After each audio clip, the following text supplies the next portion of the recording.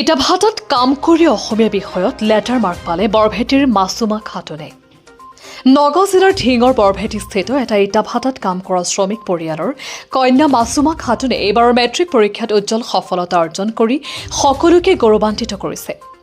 Mirage Ali আৰু আসমিনা খাতুনৰ একমাত্ৰ কন্যা মাছুমাই অসমীয়া বিষয়ত লেটাৰ মাৰ্কসহ প্ৰথম বিভাগত উত্তীৰ্ণ হৈ নিজৰ বিদ্যালয় শালকাটি হাইস্কুলৰ লগতে ইটাভাটাটোৰ নাম উজ্জ্বল কৰিছে। অত্যন্ত দৰিদ্ৰ পৰিস্থিতিত ডাঙৰ হোৱা মাছুমাৰ অধ্যয়নৰ বাবে উপযুক্ত পৰিৱেশ নাছিল। বিদ্যুতৰ সুবিধা নথকাৰ বাবে তেওঁ কেৰাচিনৰ চাকিৰ পোহৰত পঢ়া শুনা কৰিছিল। অধ্যয়নৰ বাবে পৃথক কোঠা, চকী মেজ আদিৰ সুবিধাও নাছিল। আনকি তেওঁ শোৱা বিচনাতেই অধ্যয়ন কৰিবলৈ বাধ্য হৈছিল। এইবোৰৰ উপৰিও তেওঁ নিয়মিতভাৱে মাক দেউতাকক ইটা বনোৱাৰ কামতো সহায় কৰিছিল।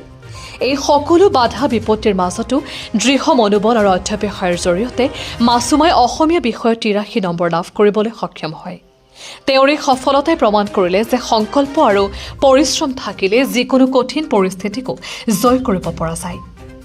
টুকটুকিৰ পৰা জালালুদ্দিন আহমেদৰ ৰিপৰ্ট, টাইমছ অসম 24। মোৰ নাম মাছুমা খাতুন, মোৰ মাৰ নাম মিৰাজ আলী, মোৰ মাকৰ নাম আসমিনা খাতুন। মই শালকাটি হাইস্কুলত পঢ়িছিলোঁ। আচ্ছা, তুমি যে পঢ়িছিলা, তুমি দেখা পাইছো তুমি ইটাভাটাত কাম কৰিছা, তোমাৰ মা দেউতাকো ইটাভাটাত কাম কৰিছে। তুমি কিমান সময় পঢ়িছিলা? মই স্কুলৰ পৰা আহি ইটা বনাইছিলোঁ। যেতিয়া সময় পাইছিলোঁ তেতিয়াই পঢ়িছিলোঁ। মা দেউতাৰ লগত সহায় কৰিছিলোঁ। মোৰ মা দেউতা বহুত কষ্ট কৰিছিলে সপোন পূৰণ কৰিবলৈ। আজি মই সপোন পূৰণ কৰিবলৈ পাৰিছোঁ। তুমি যে পঢ়িছা, তোমাৰ শিক্ষাৰ আঁৰত কোন আছিলে? মোৰ মা দেউতা শিক্ষাগুৰু সবাতোকৈ মোৰ মা দেউতা আছিলে। তেওঁলোক মোক সহায় কৰি গৈছে। তোমাৰ বিদ্যালয়খনৰ নাম কি, যিটো পৰা পাছ কৰিছা? শালকাটি হাইস্কুল। গাঁৱৰ নাম তোমাৰ? হাছৰা গাঁও। তুমি হাছৰা ঘৰ, কিন্তু তুমি বৰবেটি আজ ইটাভাটাত কাম কৰিছিলা ন? তোমাৰ মা দেউতাক তুমি কাম অলপ কৰিছিলা, তোমাৰ মা দেউতাক সহায় কৰিছিলা, হয়নে?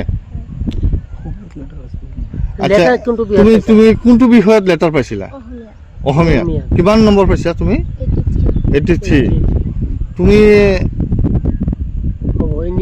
লেটাৰ লৈ আহিছে, আজি মেট্ৰিকৰ পৰীক্ষা দিলে, আপুনি কি ক'ব? মই বহুত খুশি। বহুত সুখী।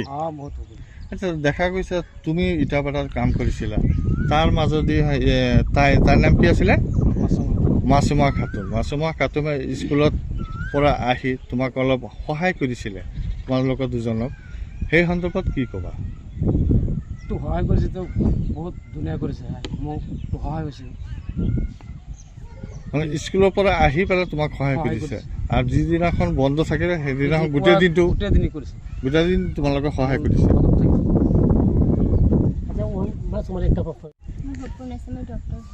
ডক্টৰ হ'বা। তুমি দৈনিক কিমান সময় অধ্যয়ন কৰিছিলা? 7-8 ঘণ্টা।